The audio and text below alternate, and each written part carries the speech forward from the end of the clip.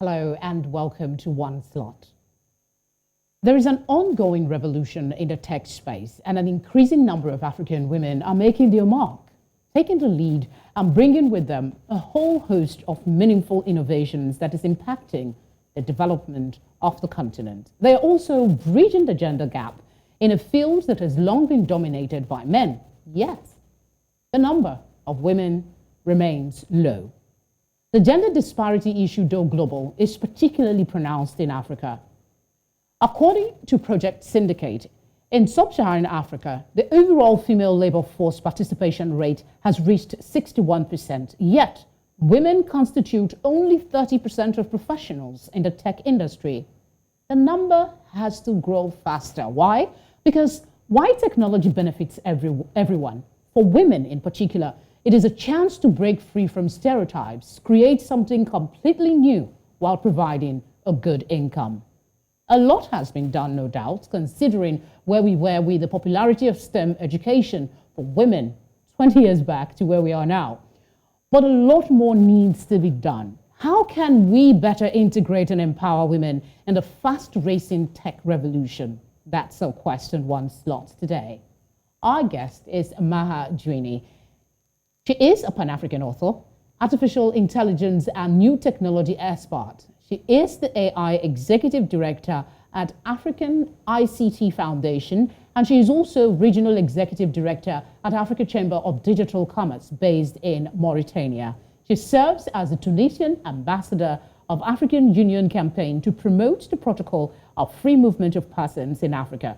One of her many celebrated publications, The Lover from Africa, supports the rights of Africans to preserve their heritage. I want to thank you very warmly for joining us on One Slot today. Thank you. Thank you, Felicity. Thank you to One Slot for inviting me. This is a real pleasure for me. I'm truly humbled to share my experience, my concern, my thoughts about women leadership in Africa and how we women can contribute into African race and realizing the Africa we want. Yes, indeed. Prosperous Africa which respects her girls, her women, a beautiful Africa where we can be who we are, where we can share our thoughts and speak our minds. Indeed. Let's begin by clarifying where Africa is in this evolving tech revolution. Where is Africa? Africa is here. Africa is brave. African women are qualified, are high qualified to lead today in the fourth industrial revolution. This is our time to stop patriarchal system and to eradicate gender-based violence in workspaces. Technology is a great opportunity. I consider technology as a leverage for women. It's my leverage to write, to publish my books. It was my leverage to work either. Well, when I embrace new technology, I embrace it firstly as a blogger. And I worked in communication field. I worked as graphic designer.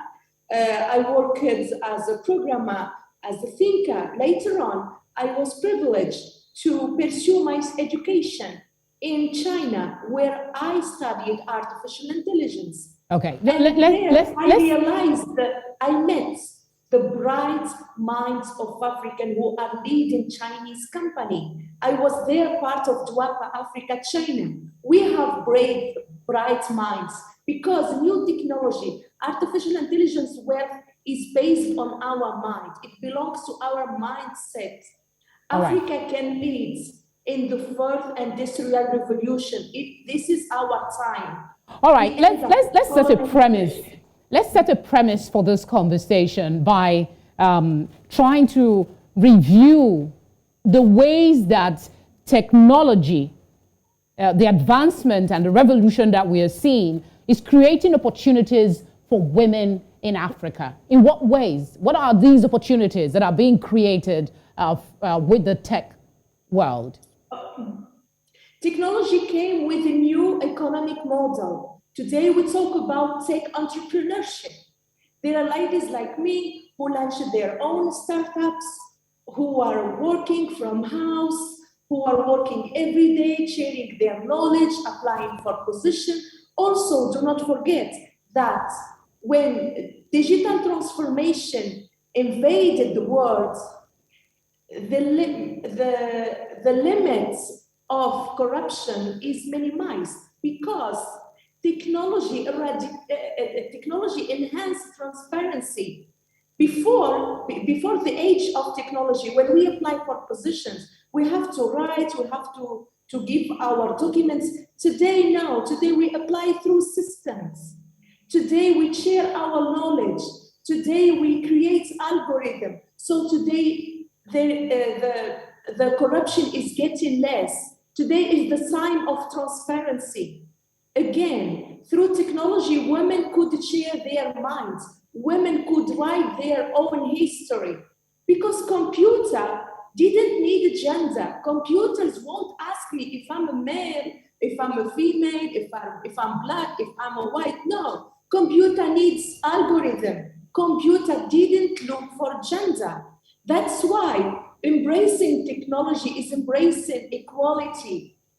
We are here equal in this world because the word of competition today it belongs to our mindset. It belongs to our. All right. What is the level? What would you describe as the level of participation of women in the tech space currently? What is our level of participation in this area? That is, I mean, you've described some of the impact of the revolution, the tech industry having on women. So I want you to tell us our level of involvement with this change that is coming. Okay, the level is getting high. Let me talk about my country, for example. Before, 10 years ago, we don't hear so much about women engineer, women tech entrepreneur, women coders, no. But so far, the number is getting high and the opportunities is getting also higher. Today, we have many women who are leading companies, who are leading tech projects. However, it's still not that highest number due to patriarchy, due to how investors and how our communities, our people perceive women. But however, we are here. I remember my elder sisters, when they want to study sciences or go to these fields, our parents didn't allow them. Me, I studied in my generation. I studied, but when I was in China, I was the only girl among 5 on the unit of artificial intelligence. We were not many, but however, we are existing and we are trying to change things. And this lack of presence of women in these fields, it's the result, unfortunately, of patriarchy, because history forgot women. History didn't recognize women leadership. History is written by men. And today, for example, me in workspace, when I meet partners or I meet leaders, I talk to them, they always think that I'm administrative assistant or communication officer or simple secretary. I'm always underestimated because I'm a woman. Plus they always questioning my qualifications in a way that they don't believe that North African women or Muslim women can write and can run an African Center for Artificial Intelligence. I guess this is a reflection of what perpetrates across the continent, even the world, so to speak. You know, there is a percentage that says women constitute only 30% of the workforce in the tech industries, whereas in the labor force, we're over 61%. I just assume that you agree with this based on the analysis that you've given. But let's see. In its 2016-2017 report, the World Economic Forum predicted that the global gender gap will take another 118 years for women to earn the same as men. Going back to something you said earlier about people not believing that a woman can do the kind of things you do. Fast forward to 2021, it is now an increase of more than 10, it's now 135 plus years for us to bridge that gender gap that we keep talking about, the inequality in pay and other areas. So the argument being put forward is that the fourth industrial revolution, generally as it currently is constituted, is encouraging gender inequality. What's your perspective on this? Okay, I totally agree with you. That's why one of my projects and the thing which I advocate is artificial intelligence ethics. Because I cannot accept that we merge to the tech life, to the online life, while we are still putting our stereotypes in images on women and on minorities. Technology should be a leverage for a better future. There is no way to accept inequality on internet. And I share this because, for example, whenever you Google any word about Africa, about Arabs, about Muslims, you will find all of negative news and negative things belongs to that. However, the founder of algorithm called Al-Jabr, and the founder, he was an Arab who lived on Baghdad.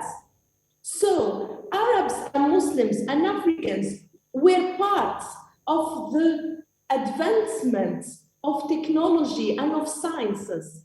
We are bright minds. We are part of this brilliant and human heritage. However, the ones who are today, who are taking and controlling the internet, controlling the new technology, they are controlling it with their white mentality, with the mentality of the old colonizers.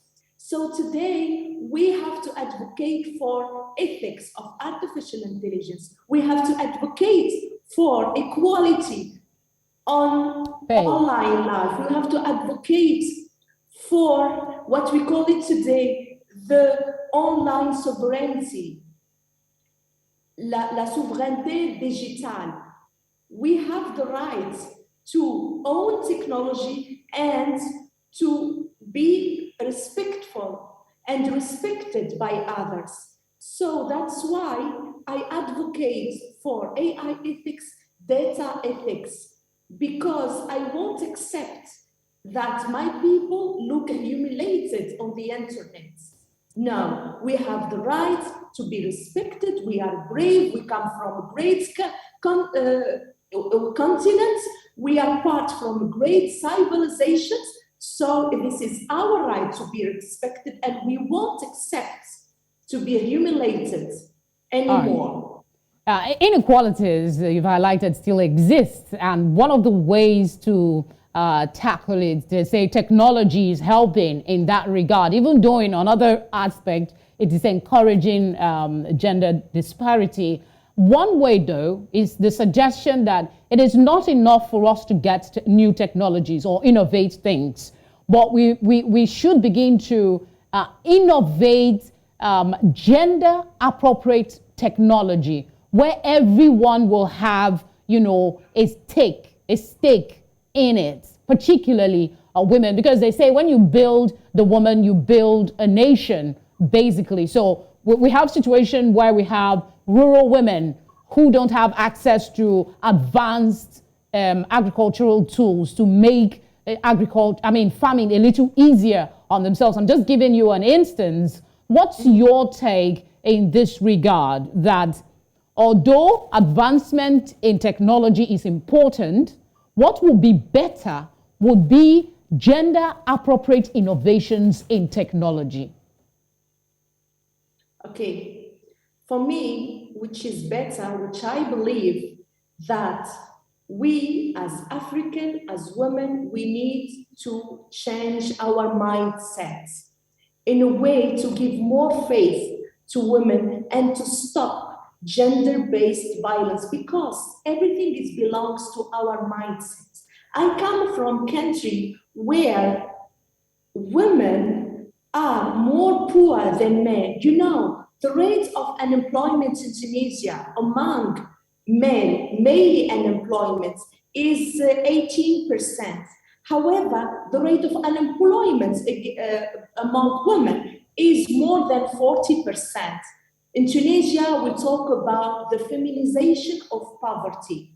We women, we are more poor, we are more vulnerable because we don't have access to wealth, we don't have access to financial credits, we don't have access to be rich.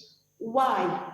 Because we have been educated since ages that the leadership belongs to men. The men only has the right to lead. They are the leaders, and we need to follow after them. Today, if we women, we have to eradicate gender-based violence, and we African women, we decided to lead and to be wealthy and to end with poverty, ending with feminization of poverty. We have to change our mindset. We have to change the African mindset. Women can lead. Women can be on the front line. Women can manage. What's your take on the leadership opportunities in the tech space for women in particular? Are we climbing at a pace that you find satisfactory, or you see that there are less women in the tech space, I mean, in leadership positions? Still, there are less women in leadership position. Again, in Tunisia, it's only last year when we had a first prime minister as a woman. So after 50 years of feminist movement, of advocacy, then we get a first prime minister woman. In my country, a woman can't lead the foreign ministry, and a woman cannot be in the top of the central bank of Tunisia. Key position is not allowed for women. Today, if you talk about my experience, I found the African Center for Artificial Intelligence and Digital Technology, and I empowered young students, young women, researchers. I give them spaces to build their own career. Because remember, again, I studied artificial intelligence for more than 3 years in China. I didn't get knowledge back home because I know very well that in my country, we don't trust women brain. They always I was behind. Okay, so you obviously believe in the capabilities of women, especially when it comes to the tech space, which is the focus of this conversation, how women are becoming more integrated, you know, and empowered in the tech space. My question now would be, do you think that there are roles, there are positions within the tech industry that women should aspire to? Is there a limit to the kind of roles that women should aspire to in the tech space if we are to make headway? I got it.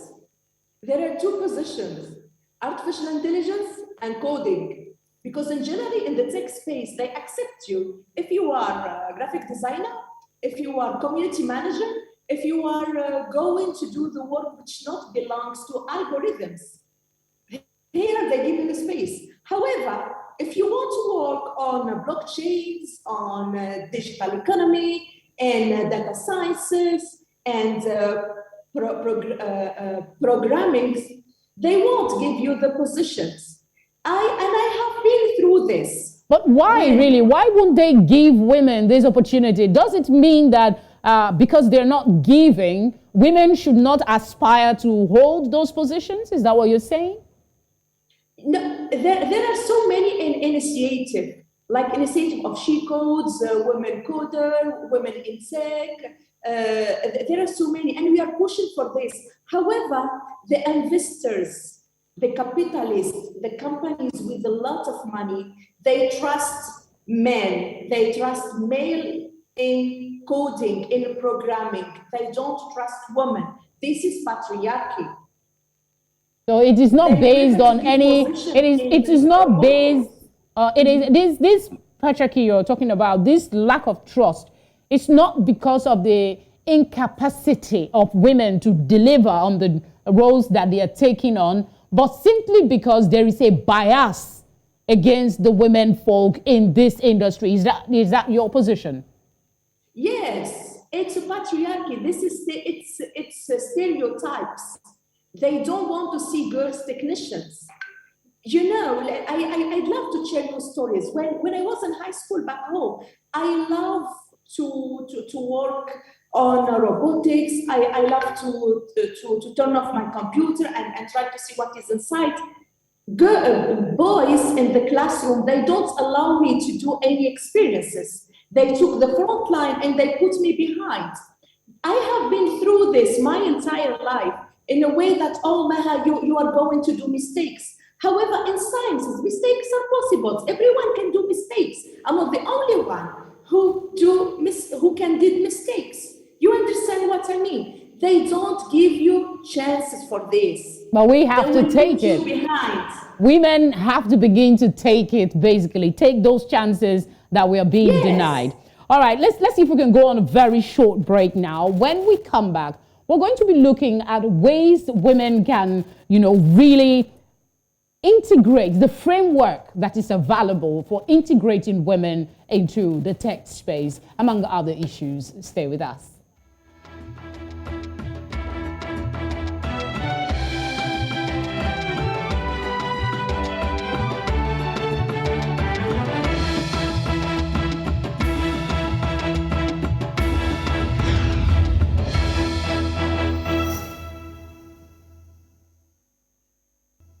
Thank you for staying with us. We're still looking at integrating and empowering African women within the tech space. And my guest, Maha Jouini, is still with me. Thank you for hanging on. Earlier, you talked about the feminization of poverty. I want us to begin to explore how we can begin to shift that mentality. Let's look at the level of participation in STEM education.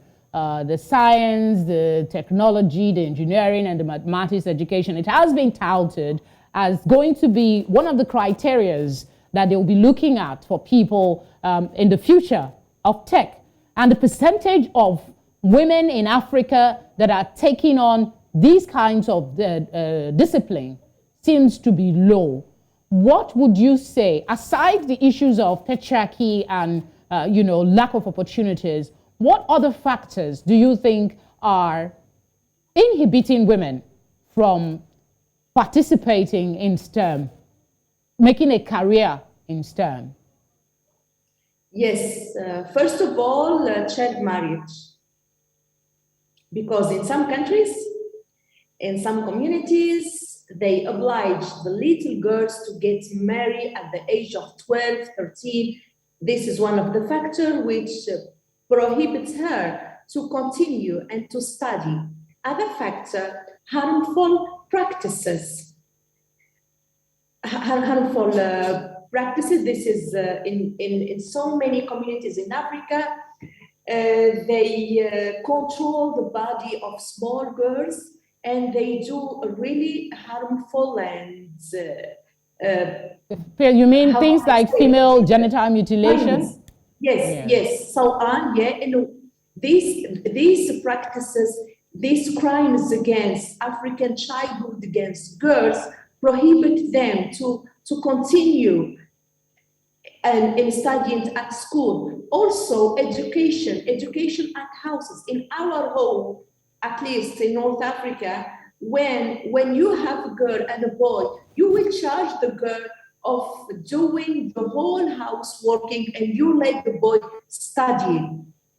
From her childhood, they put in her mind that she has to serve men, she has to cook, she has to do this. I'm not against doing the housework, no, but we don't encourage her to study. In several families, they always educate her to be a good, polite girl. And good, polite girl in North Africa means speaking in, don't raise your voice, don't show your ideas, being calm and respect men, and don't talk loudly in front of men, don't talk loudly in front of public. Be quiet, woman. This is how they educate us. They educate us to be behind the scene. So today, if ladies want to empower other girls, want to give inspirations to them, we need to tell them, speak out your minds. Choose what you want to be in the future from now, because the future of Africa, the future of this great nation starts from the childhood. How we are going to educate our girls, our children. Beyond speaking, encouraging girls and women to speak up, one thing is to say, go learn the sciences, improve yourself, education-wise. Another thing is the right environment. You just highlighted so many negatives that stops the girl child from growing, basically, and learning new things and getting involved in the tech space. Whose responsibility is it? Aside from women who are trying to help other women grow, who are the other people that should provide the right support system? Where is the role of the government here? What should they be doing? Yes, this is the responsibility of governments. We need a real and true political willing to eradicate gender-based violence. This is what we need. We need that in school, we encourage girls to embrace new technology and to study math. I remember, I always refer to my experience. They always, in high school, they always ask us as girls to join the group of music, of literature, or of cooking, because for them we are future wives. And me at that time, when I was young, I love robotics and I love football. So I always quarrel, I always speak out, no, me, I want to play. I'm not here to do the cooking and to share if I know how to make cake or not. This is not my business. I'm not good on that. Well, I have been seen as a rebellion. While I'm not a rebellion, I'm an author, I'm a tech. Okay, this is what I want to say. The government in school, in high school, have to understand women's choices, and our professors, our leaders in high school, they have to respect our choices. They don't have to call us rebellion or to punish us because we decided to be different, or it's not different, it's our right. However, they have to respect our choice and understand our energy. If we were born as energetic women, as brave, as strong. All right, let's take a detour. Let's take a detour. Let's take a detour from the education aspect of getting girls and women to be interested in the tech space. Let's look at these women, whether we like it or not, right? Education will miss a certain percentage of women. Some women will not go to school, but maybe by cultural practices, maybe by choice, some women will miss, but they will learn other skills. They become artisans and stuff. We're looking at a world that the line between the human and the machines are becoming blurrier every day. So where does this set of people fall in? What plans do you think are there to integrate these kinds of women into the tech space so that they're relevant? I understand you.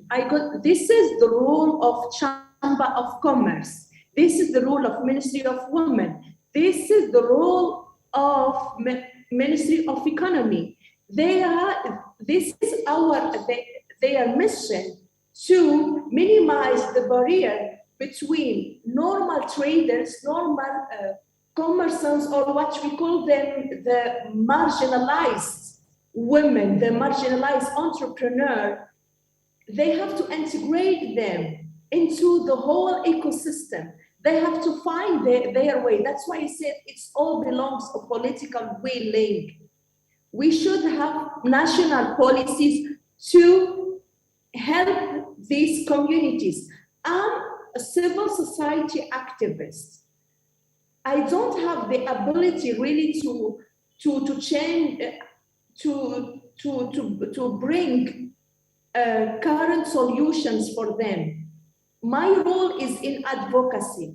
I try to speak on their behalf. I try to bring their voices, but the last decisions, the changing is real political changing. Yeah, it is work, the kind of work and advocacy that you do that encourage some of these changes. Otherwise, if we don't talk, we don't get what we want at the end of the day. So we have to keep talking about it. I want you to speak quickly.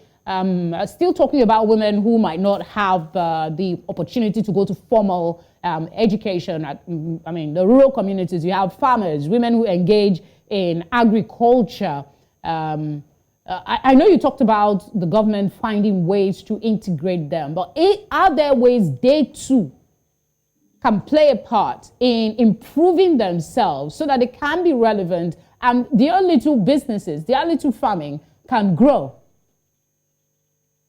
Okay, for women and farmer women, I'd like to share it's a sad experience back home in Tunisia. You know, in my country, that ladies, farmers in whole of the governorate, they're not allowed to own lands. We still have that today? They're not allowed to own lands. Landing inheritance belongs to men. Women are not allowed to have a land heritage. That's why there are studies which say that the percentage of women who own lands in Tunisia is less than 5%. That is sad figure. This is a cultural aspect. Plus coming back to in farmer there, these ladies are paying less than men. They bring them to work on lands and they pay them less than men. If a man is paid, it's around $25 for men for 1 day, working 1 day. The women are paid $10 per 1 day. We'll go back to the disparity we talked about earlier. Yes, we have already talked about that. So all this inequality, today the government has to stop this inequality and have to set up rules, clear rules, to give women their rights, to give women which they really deserve, to be respected, to be paid, and to have the right to own lands, and to get help from banking system back home. That's why I said it's all belongs to politics. Politics, governance, and civil society. All right, let's go on a quick break. When we come back, we'll be looking at the role of women in tech and bringing more women into that space and what future we're looking to. Our guest will respond to some of this when we return. Stay with us.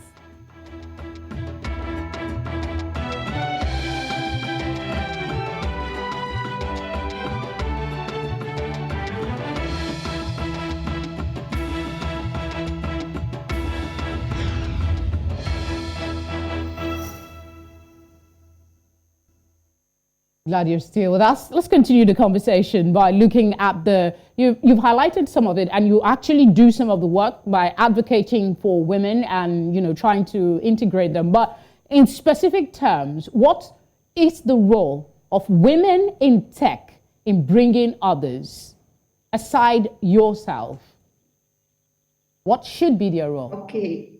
First of all, we have to demystify technology. We have to introduce technology into a proper way to our ladies, to our fellow African. That's why I said it belongs to our mindset. They have to know that they can do it. They are smart. They have bright brains. One of the most things which I always highlight in it and speaking it widely, that sciences has no gender, sciences has no race, sciences has no color. Everyone in the world can be a scientist. We can be a scientist. So the first thing is not only to encourage them, but and introducing to them math, physics, robotics, AI, and let them understanding. And whenever they ask me about the magic of AI, I tell them, this is not magic. It's the art of connectivity. We are connecting things. This is how it is. I completely agree with you there, because there is this mystery around the tech space, especially when you're talking about science, mathematics. I still remember the fear I have for maths to date. So I do agree with you when you talk about the role of tech women should be also to encourage and demystify the tech space. Let's look at one of the outcomes of technological advancement. One of them is automation, and automation is going to affect jobs for women and others. But our focus today is on women. So I'd like to ask, I know that there are training opportunities being made to find a way to reintegrate these women into the system. The question would be, what kind of training is being provided? Are we channeling our energies to the right kind for women that will lose their jobs as a result of automation? Okay, automation, artificial intelligence, it's not affecting only women. First of all, it's affecting many jobs. And I wrote an article about how artificial intelligence, it's going to affect the communication field, the journalism field. And remember, 2 years ago, a robot wrote an opinion article which says that robots today, they can work as correspondents. We can change the work of a photographer by camera drones. We can change the work of investigators by robots and by applications. So today, artificial intelligence and this new economic model will change the world wide. It will not only affect women, no, it will affect the whole system. So today, it's our job to empower ourselves. There are no magic solutions for this. This history is moving. Artificial intelligence is here. Robots are around. Robots today, they do arts. They write poetry. They play music. They're doing everything. Algorithm. All right. Google algorithm, they could do the work of painting. And today we talk about artificial intelligence. So you're basically saying we also changing. We have to help ourselves. Basically, that's what you're saying. We have to help ourselves. Yes. Okay, you've talked a lot.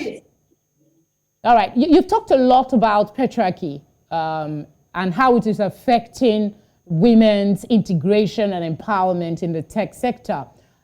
What role do you think men should be playing at this time to begin to remove that aspect of our society or address it, basically? Okay. I think I should just rephrase and say, what is the role of men in encouraging women in the tech space? I understand. This is, okay, I'm not against this. I'm always receiving such questions, what men can do. For me, like, okay, what the best thing what African men can do is to give to give us the space. I don't need anyone to advocate on my place. Just give me my space. The right space. And Equal opportunity, basically. All right. What about the tech companies? What can they do to encourage more women into the tech space? I mean, they pledge to ensuring equal opportunities for everyone in the work environment, but we know this is not the reality. What more can they do? I said, let me take which I deserve.